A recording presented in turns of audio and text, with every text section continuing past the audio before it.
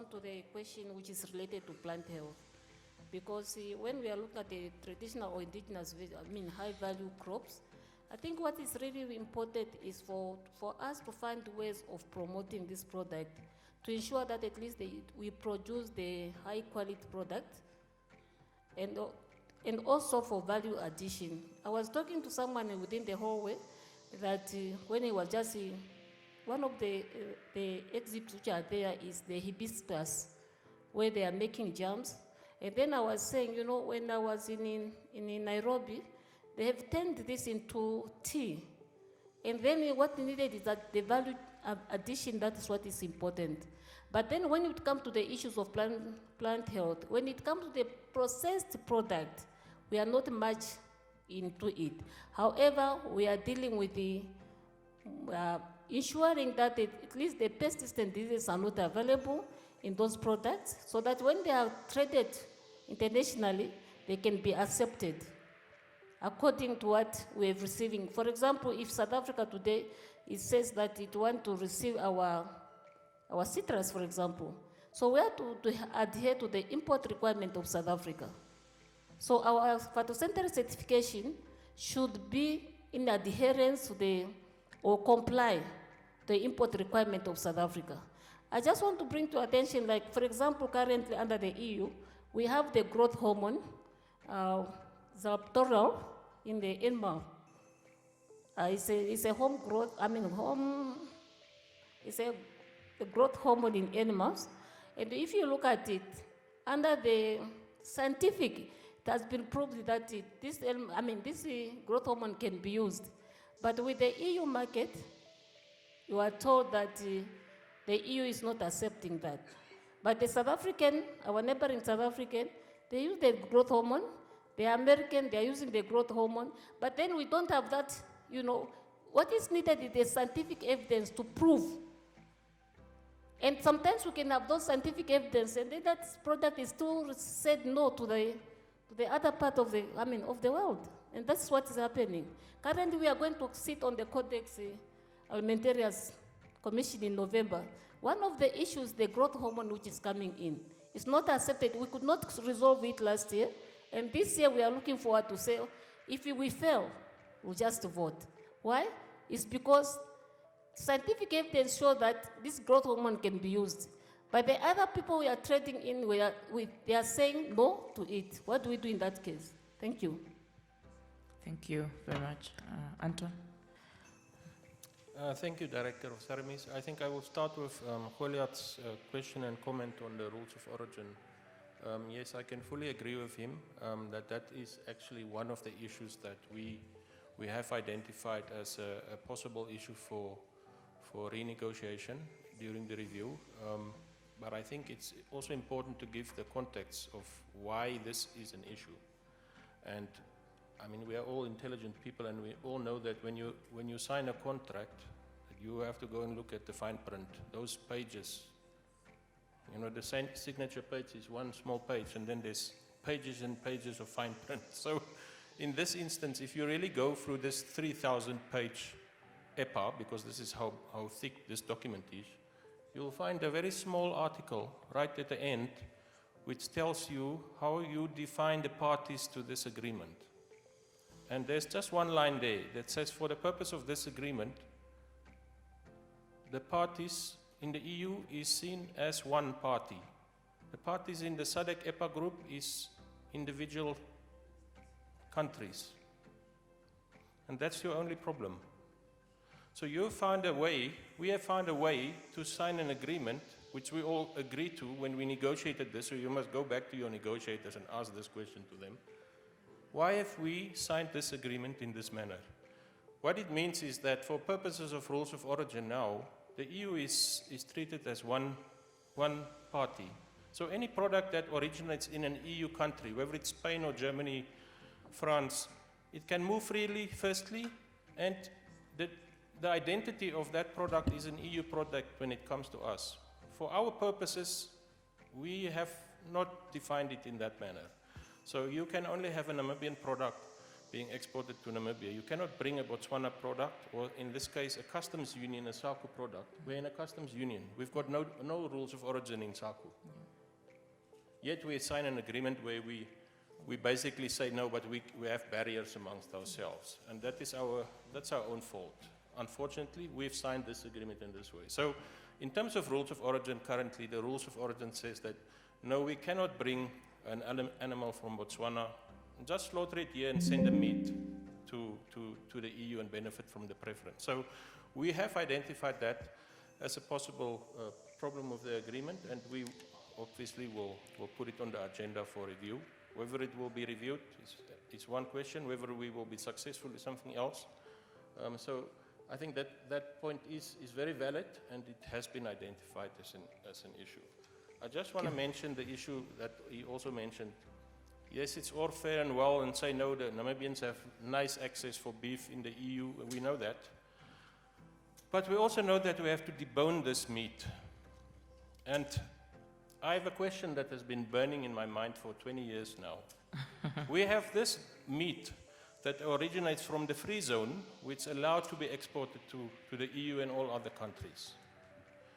That very same meat has bones in when we consume it in our own market, and in our neighboring countries where we export the meat, bone in.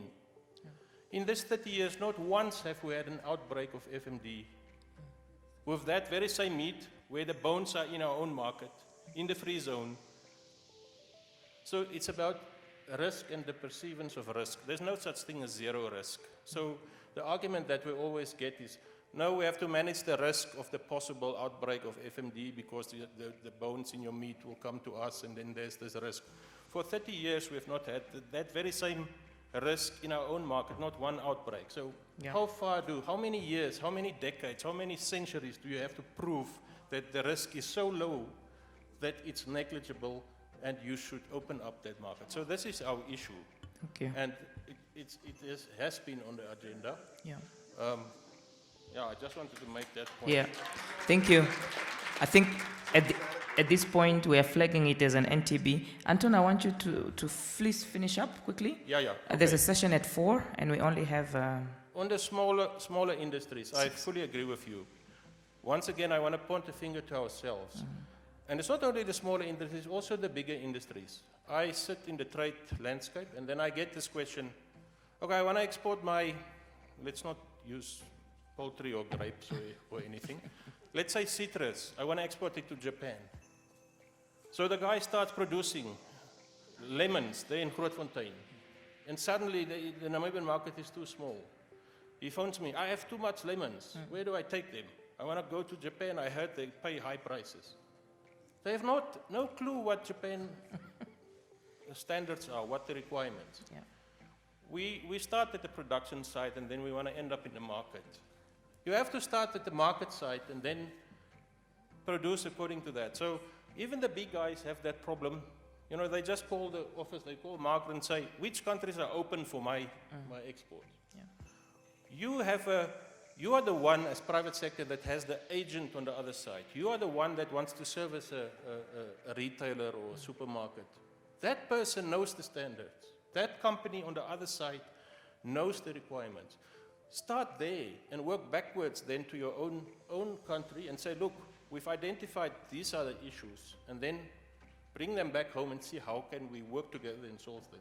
You asked the question to the audience. I think that's partly for private sector what we can do. We have access to the information, the intelligence, the market on the other side. We have to bring that home to use that to assist our government to say, look, these are the issues that we must collectively resolve. Yeah.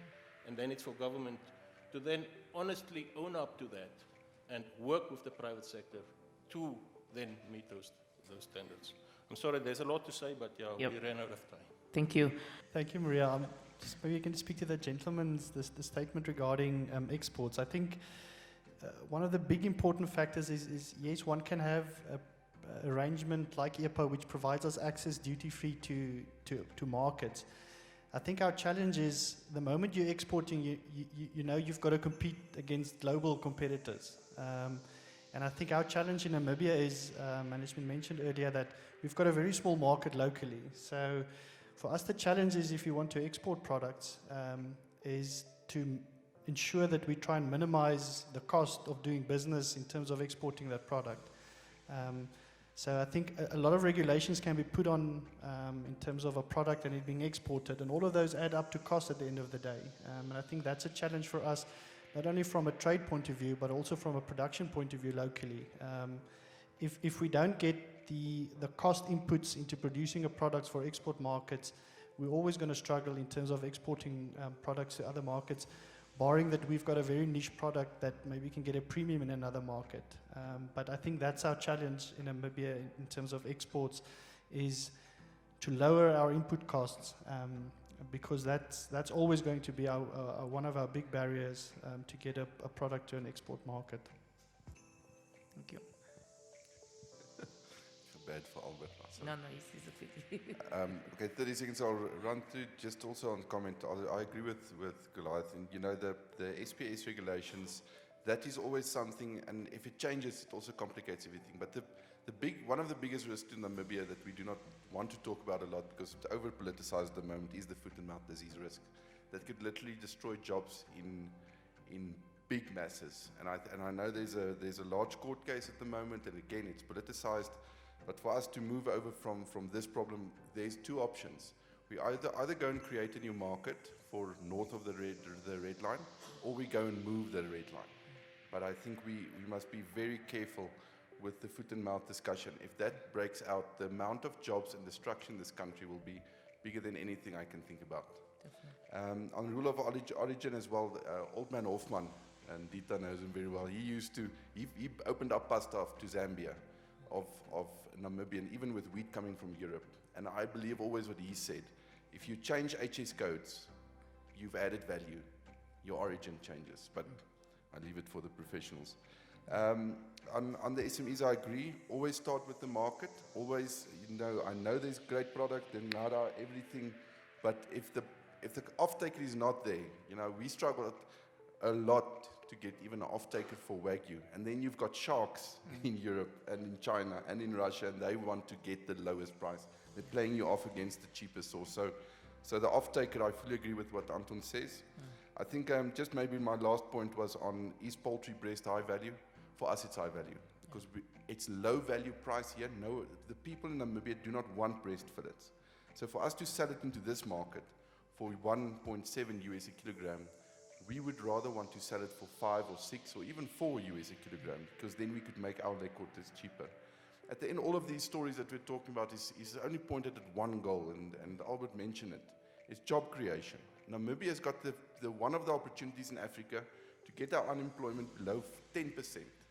We only have to create 300,000 jobs.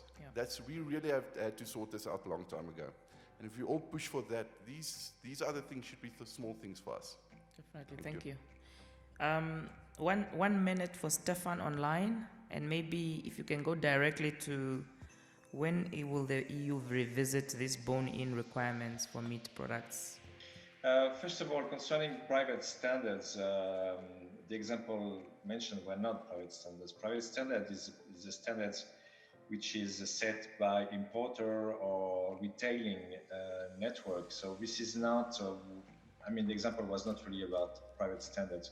It remains that OIE or international organization may have their standards to which EU participate, but at the end of the day, it's the EU standards which prevail, simply because it's based on science and that we have a more acute and refined approach which can lead to specific standards which differ sometimes from, let's say, international or the Three Sisters approach. I have not much time to develop, so concerning debone, just to remind that the last FMD outbreaks in the EU cost 10 billion euros to the EU, and this is a trauma this was a trauma for the EU farmers, and we want to avoid this again. So I'm sorry that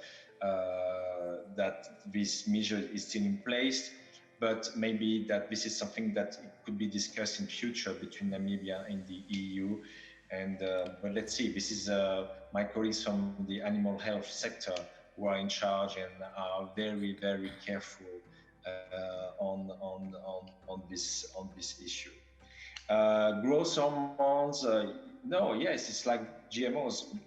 EU consumers, they don't want GMOs. They don't want meat with growth hormones, and our standards reflect this request by our consumers. So, yeah, this is the respect that we want for our consumers, and our farmers are obliged not to use these growth hormones, and we ask the importing country not to use it, because it would be an unfair competition to our EU farmers.